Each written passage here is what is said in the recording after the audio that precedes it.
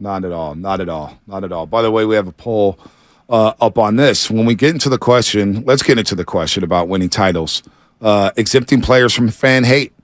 We do have a poll right now in the YouTube chat. Okay. Does winning cure all, basically? Does winning a title insulate you from hate? And because it's Brandon Belt week for the Giants and the Blue Jays, and a lot of people are going to get emotional about Brandon Belt being in the Blue Jay uniform, but he gets a lot of hate. Yeah. And it feels like the titles haven't elevated him, although it's elevated guys like Buster Posey. It's elevated Brendan Crawford. Let's be real. Brendan Crawford gets a lot more love than Brandon Belt ever did. And he deserves it. It's interesting. He deserves it. But Brandon Belt, the fans were split down the middle. He was Jimmy Garoppolo before Jimmy Garoppolo in this market. Yes. You say the word Brandon Belt, lines light up, and people would either hate him or they love him. Yeah. There was no in between. Yeah, that's a good point. He was the Jimmy G of the Giants. Yeah. So when we think about that, we think about Draymond Green right now. And all the hate he's getting from Warrior fans. And from outside. But he's getting a lot of hate here. Yeah. Jeff Kent doesn't get the love, but it felt like he would have got different love if he won a World Series. Just the one. Not fair. Just the one. I feel like Alex Smith or Kaepernick could also be thrown in there with Jimmy Garoppolo. Had they won one, don't we look at everything differently? Yep. I mean, Jeff Garcia on line 2. Barry Zito. Stunk as a Giant. He did. 2 games. And even in game 1 of the World Series, he didn't pitch great. Well, it was better known for Pablo hitting 3 homers. But he didn't pitch great. He had to hit down the line, though. He had to hit down the line. That's fine. Against Verlander. Right. So I don't know. 888-957-9570. It's a great question. Does winning a title insulate you from hate? Apparently it doesn't, because a lot of people still hate Brandon Belt. We heard Love Shasky last week. A lot of hate. Kevin Durant won 2 championships with the Golden State Warriors. Still gets a lot of hate from a lot of people. Don't you think Kyle Shanahan's been destroyed because he hasn't won the big one? And if he wins one, like all the hate will kind of go away? If he wins one, the hate will go away. He's the first offensive coordinator I can recall getting blamed for a Super Bowl loss. And it's terrible. Like, again, people watch the game. I watched the game 15 times. Yeah. I go through the game log again and tell you why that's not Shanahan's fault. How about the defensive coordinator who's the head coach giving up all those yards in the fourth quarter? Like, stop. But Shanahan, if he does win one, everybody's going to catapult him above George Seifert. I don't think he doesn't have a case above George Seifert right now. Seifert's the second best coach who does not. So when it comes to this question, does winning a title insulate you from hate? Not everybody, but it also doesn't give you the love you deserve. Seifert never got the love he deserved for winning 2 Super Bowls. You could say, yeah, Bill Walsh, that was his team, blah, blah, blah, blah, blah, blah, blah, blah, blah. But a lot of those players were motivated by Bill Walsh leaving. And George Seifert, look, he didn't mess it up. You get credit for that. No, I agree. Like, think about how much love Barry Switzer gets for that Super Bowl championship. He won with Jimmy Johnson's team. Yeah, but I still give Switzer some credit. Exactly. But not as much as maybe he deserves. But it feels like he gets more credit than Seifert ever did. Let me ask you this one, because this one's getting brought up on the 415, and I know we wrote it down. Someone like Aubrey Huff, I think we've kind of forgotten. That is one of the best first baseman seasons that they've had in 30 years. Yeah. No one wants to say it out loud. He had like 25 jacks, 90 RBIs. I think batted 290 that year they won it all. Man. And it was everything after that kind of dissipated. It's as if Aubrey Huff never existed. Batted 290, 26 jacks, 86 RBIs. Played 157 games. It's a hell of a season. That's a hell of a season. Finished 7th in the MVP voting. It's a hell of a year. He was really good. I know, but if you bring up the name Aubrey Huff, don't people cringe? The same thing I brought up with Trevor Bauer yesterday. I wasn't advocating for Trevor Bauer to be on the Giants, but you say the name Trevor Bauer, and it was just like it's cringeworthy because of who the person is. So, and his tweets are just Aubrey Huff is just. He's the only guy I could think of that wasn't invited to be a part of a past champion in the history of the Bay Area. Mm-hmm. Can you? Well, he didn't deserve to be invited. When you say some of the things you say about San Francisco, when you say some of the things you say about the organization, when you represent that type of lifestyle, the lifestyle that he represents, a lot of hate, which is a lot of hate, vigor, all that stuff. Yeah, you don't deserve to be back. You don't. But we're talking about Draymond Green here, and We don't talk about him anymore like he's a 4-time champion. What do you mean? We just do what.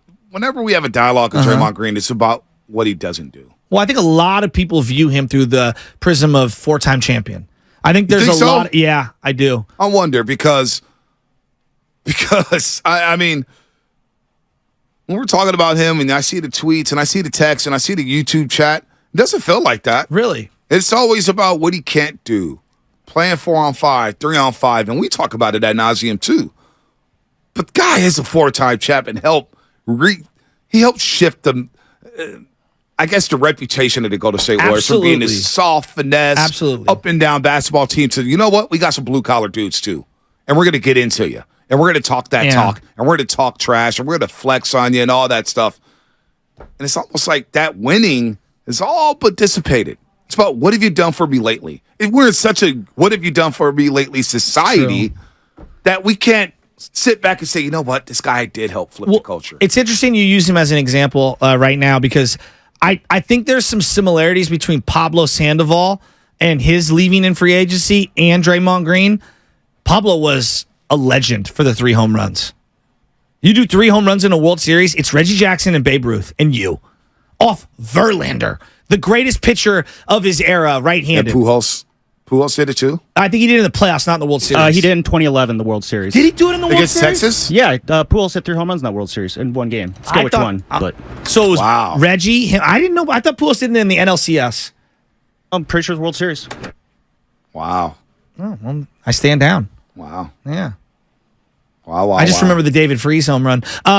No, but like when Pablo didn't get paid and he hit free agency and he left, he had just won a championship, and the amount of hate that he got from Giants fans for leaving was crazy to me. Well, remember when he signed back with the Giants? A lot of people were ticked off. Oh, he disrespected the Giants. I was just like, come on, man. There was Giants fans who didn't want him back. I remember that day where he signed that minor league deal, and Giants fans did not want him back, and they went crazy. Crazy. I think there's going to be a lot of fans. Boy, if Draymond Green leaves, 888-957-9570. What will your reaction be if Draymond Green leaves? I want to know from Warrior fans right now. Draymond Green walked Friday, Saturday, Sunday, whatever it was. How would you feel about that, Warrior fans? Because I'd be conflicted. I'd be eager to see who replaces him, how they play, who's going to step up. But at the same time, if he leaves, I'm going to say, damn, you got rid of one of the best. You let one of the best players in Warriors history just walk. So I'm seeing a couple here on YouTube. San Jose Jazz fan, betrayal. Curry 900, betrayed. Wait, they would be betrayed by the organization, or that Draymond betrayed the fans? Maybe by the organization. That's what I'm guessing here. Interesting. Eminem, if Draymond leaves, good. Time to see what he can do outside of Golden State. SC, thanks for everything. Forever Warrior. Good luck with the next team. I think that's how a lot of people would feel. That sentence you just said right there. Forever Warrior, love ya, we'll support you no matter where you go. Not Curry 900. Draymond is our leader. Is he your leader? Can he be your leader after what happened last season? That's not leadership. That's not leadership. I don't know if he still has that leadership. And Curry's a leader because he does it with his actions. I'm something that I've been thinking about that I don't know if anyone else has been thinking about. How do you walk into that room after trading away Jordan Poole, if they do decide to stick with Draymond, and look those other couple youngsters in the face? Easily. You think so? We believe in you guys, not Jordan Poole. That's how you can spin out with. Well, but if you're them, wouldn't be like, am I next? Possibly. Wiseman got pointed out and he's gone. No doubt. It's very confusing, and especially if the minutes are not consistent. Because Kaminga's representative has already put it out there to the Athletic. But let's not forget, Shams Charania, Anthony Slater, moments after they lost Game 6 to the LA Lakers, there's 2 reports. One, Draymond Green wants to remain a Warrior, and the other one was if Kuminga can't get consistent playing time, he would like to move on elsewhere. Well, so like the domino effect is like obviously the Rooks, and then how's Clay feeling? Draymond gets 3-4 years lining up with Steph Curry, and he's out there dangling in the wind. Well, Clay's going to want an extension. That's what it is. Clay's going to say, well, I'm probably worth just as much as Draymond Green. I'm just as important as Draymond Green, if not more important, because of my shot making and because what I do to the floor, because of the spacing. So I will not. I'm gonna at least want what Draymond gets. And if Draymond gets $30 million a year, how could you blame Clay for not wanting? No, it's a great point. It's a great point. Now he's gonna have to take a discount, no doubt. He's not gonna make $43 million. Or you think Clay's gonna come back making $15 million a season? Please, smoking crack. Let's go to Marley. Marley in Santa Clara. Marley, what's happening? You're on the roast. What's up, Marley? So, are you guys on board to keep Draymond, or it's okay to replace him? Me? I'm okay. Listen, I'm okay either way. I get both sides of it. It's tough to replace him, though. No, I'm just keeping it black. How are you feeling about it, Marley? I'm okay to lose him. He talks all this talk. His demeanor has changed. Yes, he kind of shifted the Warrior culture, try to get us in the paint. But, I mean, there is other players that we can mold and get on board to try to get some other championships. And, yeah, what he's asking for is a little ridiculous. And who could give him that if he's already past, 37 years old? Basketball prime time for a player is 31 to 35. Yeah, I might even go younger. So you're Marley. You're okay with Draymond Green just walking? You're okay with that? I'm okay if he stays. I'm okay if he leaves, but I'm more shifted on him getting booted. Yeah. All right, Marley. All right, that's Marley. Line them up. 888-957-9570. Are you okay with Draymond walking, Shasky? I think I know the answer to that. No, well, here's the thing. It's a double-edged sword here. So if this is financially motivated, like I perceive it to be, meaning we've got to shed certain salaries to get under this apron, which is vital for us moving forward in terms of sustainability. Like, you cannot be locked into something that you can't afford. If that's the case and you have to lose him and get nothing in return, then it's financially motivated, and so be it. If you can get something back and you're willing to continue to kind of go into this luxury tax, well, now I want to know what your moves are. I want to know what you're going to do with that money that you're allocating to it. If you're saying that you're financially strapped, I can't accept that because you went really deep into the luxury tax this year. Oof. Let's go to... And I don't think a lot of other people are ready to accept that financial thing. I think people are going to think you're cheap, and I don't think that's fair. No, it's not fair at all. Not fair at all. But you do take a step back after talking that talk. Let's go to KC in Marin. KC, what's happening, man? You're on the roast. Good morning, gentlemen. What an interesting topic on Draymond. First, with my take, I'll say this. What a unicorn he is and what he brought to a franchise and a skill level and a teammate standpoint, everything and anything you could ask. But if they are somehow able to get out from paying Draymond what they might have to pay Draymond, hallelujah, hallelujah, praise Almighty, whatever God you believe in, get on your knees and pray that you are not going to have to give him 3 years of deteriorating play, a balloon salary, and a lost opportunity to spend that money more appropriately, as well as if you believe in Kuminga, here's your chance to have Draymond be the David Lee of Kuminga's career. I love you guys. Enjoy the day. See ya. All right, Casey. Appreciate you. This is juicy, man. This is, I think, Giants in Toronto, they're playing really good baseball. But we're talking about one of the core figures of the dynasty. Like, you look at the Niners and Dwight Clark, Joe Montana, Ronnie Lott. Mm-hmm. Like, is this a Ronnie Lott of the Golden State Warriors? Well, I guess Ronnie Lott was more impactful, but I think you understand what I'm saying. No here. doubt. I get what you're saying. He's one of your core figures. Yes. And he's got more Charles Haley antics, but yes. He's got some Charles Haley. But he's got the Ronnie Lott accolades, absolutely. So, it's well said. This is big. Draymond Green, is he actually going to walk away?